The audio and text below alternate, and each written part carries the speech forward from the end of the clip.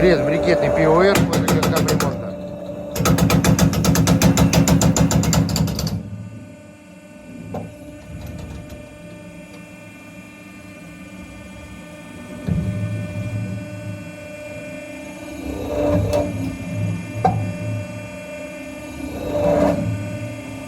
Идет набивка и пошла сдавливание.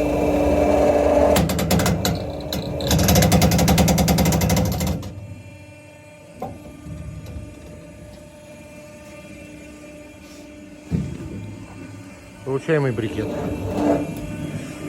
На станке стоит новая гидростанция, установлена электрика, полностью готов к работе.